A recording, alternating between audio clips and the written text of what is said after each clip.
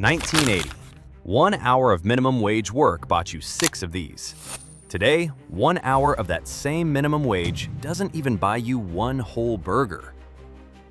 Your paycheck went up, your hour got poorer. Both of those are true at the same time, and nobody sent you the memo. This isn't a video about burgers. It's about the unit you've been measuring your entire life with, and why that unit has been quietly rigged the whole time. First, this is not you being bad with money. You didn't suddenly start buying more coffee. You didn't get lazier with a budget. The math changed underneath you, and nobody sent a memo.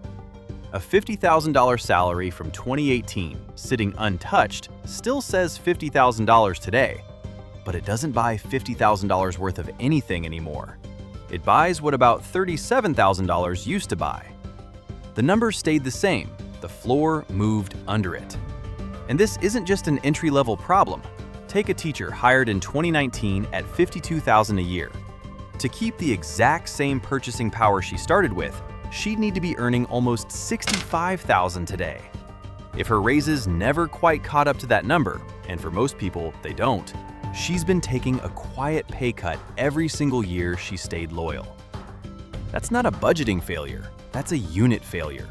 You've been reading the wrong instrument the entire time, at every income level, not just the bottom of it. Economists have a name for what happened to that burger math. The difference between your nominal wage, the number on the check, and your real wage, what that number can actually purchase. The government tracks this every single month. It's called the Consumer Price Index. Its entire job is to tell you how much more expensive life got. Between May 2025 and May 2026 alone, wages went up close to 4%. Prices went up faster. Real wages didn't grow, they shrank. You got a raise, on paper. In real terms, you took a pay cut. Both of those sentences are true at the same time, and that's the actual mechanism behind the burger math. Not inflation in general, the gap between the two. And this gap isn't new. Zoom out far enough, and the average hourly wage in America has barely moved in real terms since the 1970s. An hourly rate from 1973 had roughly the same buying power that $23 an hour has today. 50 years of raises, and the ruler barely moved. A hamburger doesn't care about your tax bracket. It doesn't get a cost of living adjustment. It's the same sandwich in 1980 as it is now, which is exactly why it caught the gap that your paycheck was never built to show you. Here's the part that actually stings. You were taught to track one number your whole life.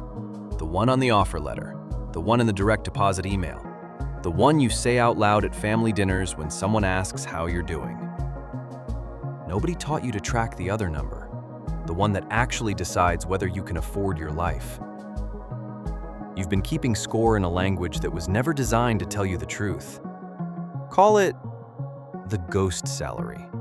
The number that looks real, spends real, and still isn't the real story. It's not that you're bad at this game, it's that you were handed the wrong scoreboard and told to be proud of it.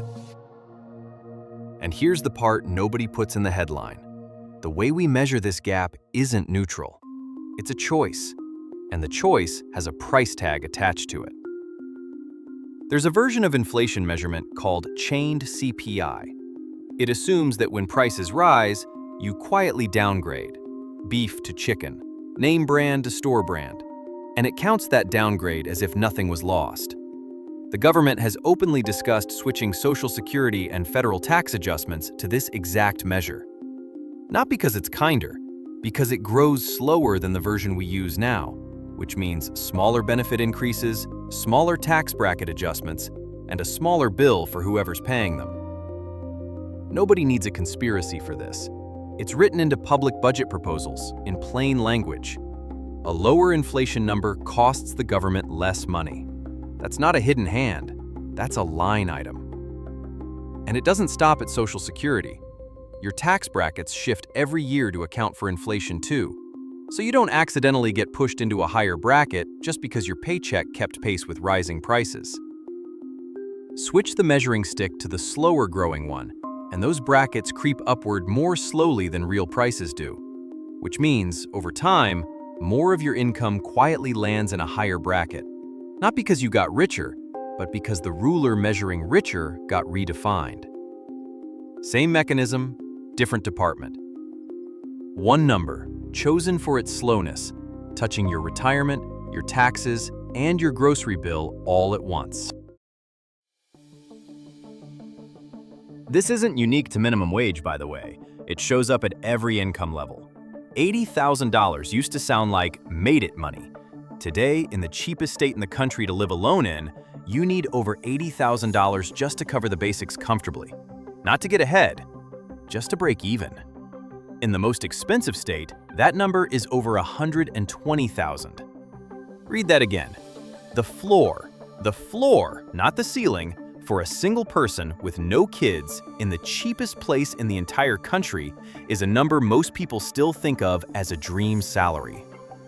So when you feel like a good salary doesn't feel good anymore, that's not you losing your grip. That's the ruler moving while you were told to stand still. And here's where it runs out of road. The system doesn't need you to know this. It runs perfectly fine either way. Wages keep climbing on paper. Headlines keep calling it growth. The only thing that changes is whether you're the one still confused about why it doesn't feel like growth. So no, this isn't a video about budgeting. There's no 5-step plan coming. If someone tries to sell you one after watching this, they weren't listening to what just happened. And before anything else, this was never your fault. You weren't careless. You weren't bad at math.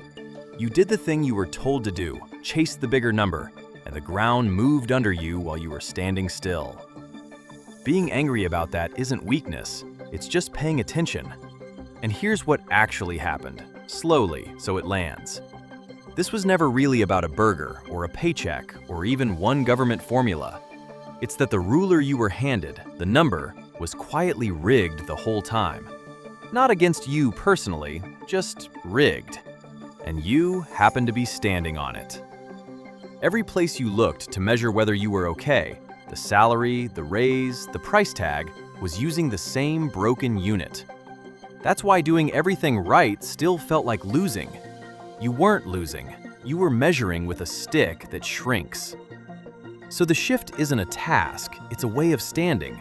Most people are still checking themselves against that old number, still asking, is it bigger than last year? You're not doing that anymore. That's the whole difference, and it's quieter than it sounds. You stop measuring your life in a currency that was designed to shrink.